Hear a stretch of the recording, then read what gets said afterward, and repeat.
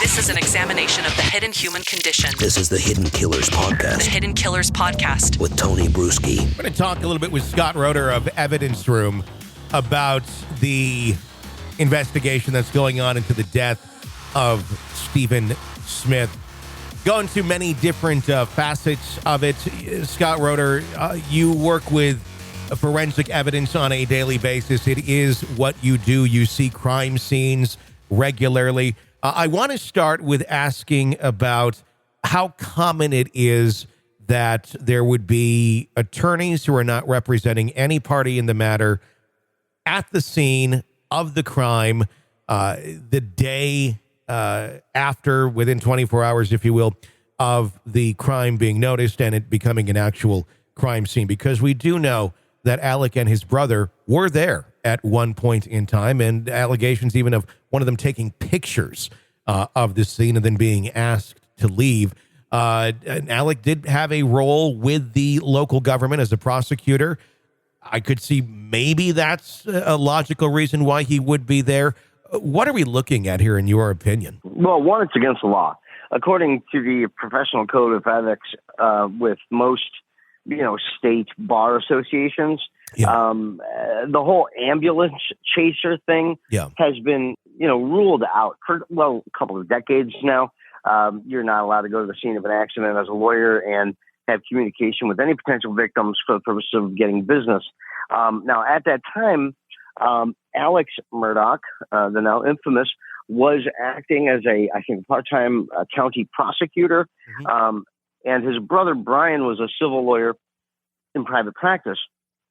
And for whatever reason, and it's not clear at this time if they went to the scene while Stephen Smith was laying there dead in the middle of the road, or because that would have been at 4:00 in the morning. Yeah. Or they went out there sometime later. And if they did go out sometime later, that's still bizarre. Why would they do that? I am of the indication that for some reason they were there at the scene, potentially. That's extremely bizarre. And then as I've been reading the material on Stephen Smith, his mother stated, and some other folks close to him stated, he was leading a double life. He led the life of a promising nursing student during the day, and at night, he was involved with, as one investigator put it, a wide range of characters. And I think that's a soft way of saying potentially he was a sex worker, or something like that. And he was, got involved with some dangerous people in this very small community. So, this is just what the family is saying. I don't want to make any implication because I don't know if that's true or not. But if the family is releasing that kind of information, the police say they're looking at 4 or 5 people who may have been involved in money laundering or drugs. But then this Steve Smith might have been exposed to that illegal behavior by being there for some other reason. Is the indication that I'm getting.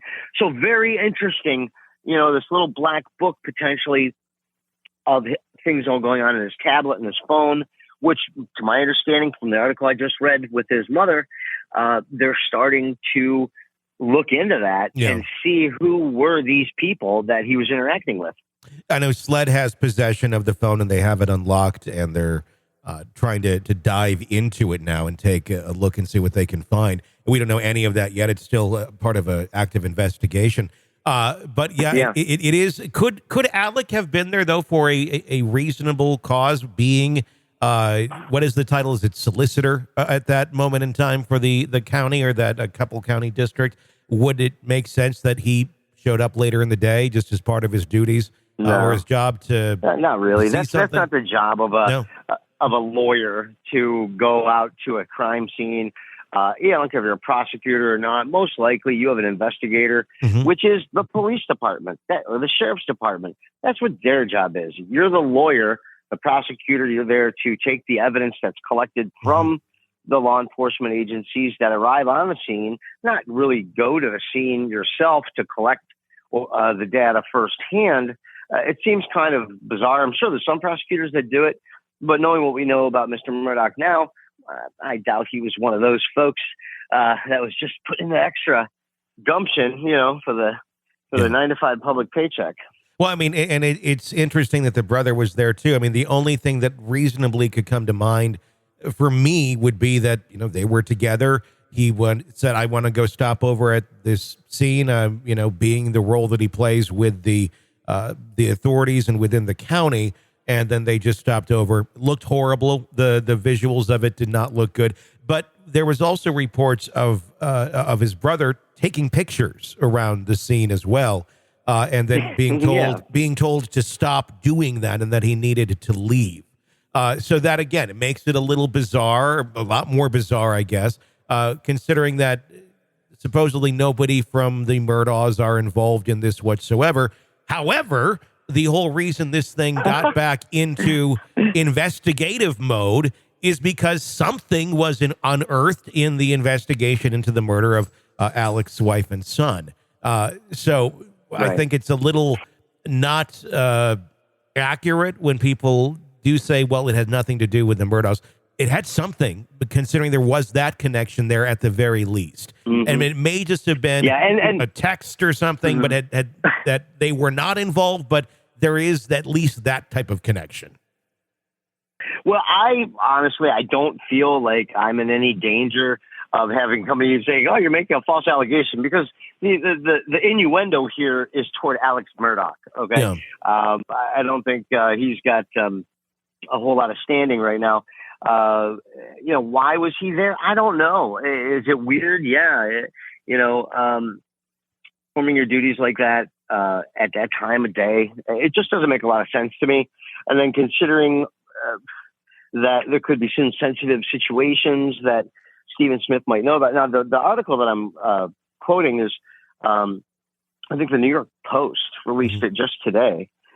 So, I rely upon the reporting of the New York Post, when talking about this. But, if we get into, it's just a shady cast of characters over there. And, hopefully something will be found that will help out the family. And then you also start to wonder of the web of Alex Murdaugh and his shady cast of characters that he had around him, and the money laundering and all of the bad deeds that were going on with him, and bad acts that were being performed. You make me wonder, like, okay, if, was he in somehow this circle of people doing bad acts as well? And was that some way connected with Stephen? And in no way am I implying Buster or anything in this at this point. I'm just wondering, I'm actually wondering more about Alex's actual involvement with that circle. Right. And if there's something me too. There more than his son. Yeah, I agree too, because, listen, what we learned about Alex during the trial was that he did launder money, right, mm-hmm. from different parts of, with the worker that he represented and embezzled the money, stealing money from his partners and so on. And it was allegedly to fuel his, opioid addiction, right? Mm-hmm. And one of the things that the family, through SLED, put out in that New York Post article, and then some citizen sleuth as well released photographs obtained through the Freedom of Information Act, which show him lying there in the road with his shoes on, his cell phone in his pocket. Of course, they have the head part blocked out. And,